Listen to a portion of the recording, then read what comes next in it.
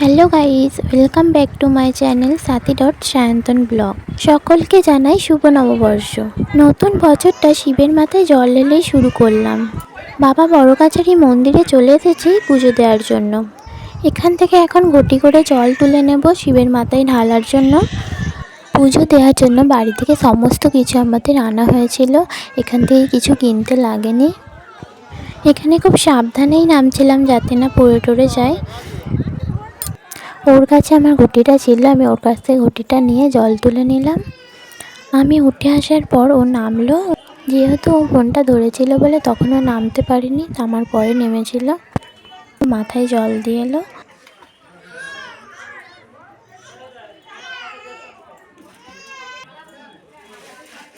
পুজো দেওয়ার জন্য আমাদের এখানে সমস্ত কিছু রেডি। আর এদিকে দেখছো সাবিত্রী আর সত্যবান ঠাকুরকে সিঁদুর দিয়ে তারপর আমরা পুজো দিতে যাচ্ছিলাম।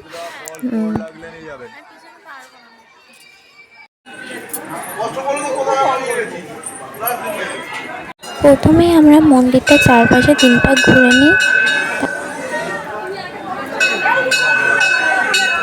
মন্দিরে মোটামুটি ওখানে ভিড়ই ছিল।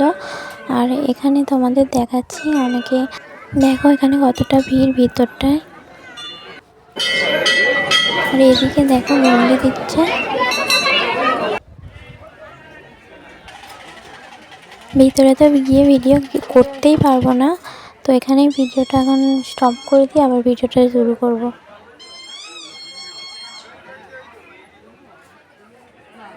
অনেক ঠেলাঠেলির পরে পুজো দেওয়ার পরে বাইরে আসতে পারলাম। এখানে এসে ধূপ মোমবাতি জ্বালাতে হলে বাইরে দিতে হয়।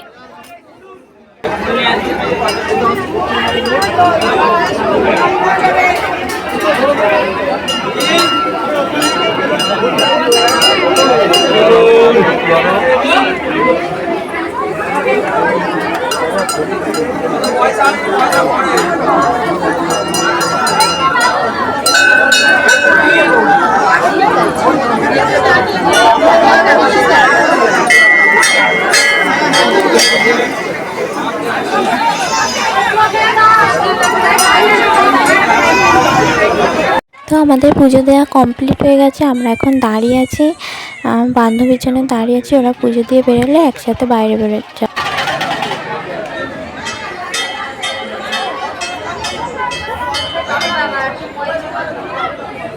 অনেক সকালে উঠেছি আজকে, বাড়ি আবার রান্না করতে হবে।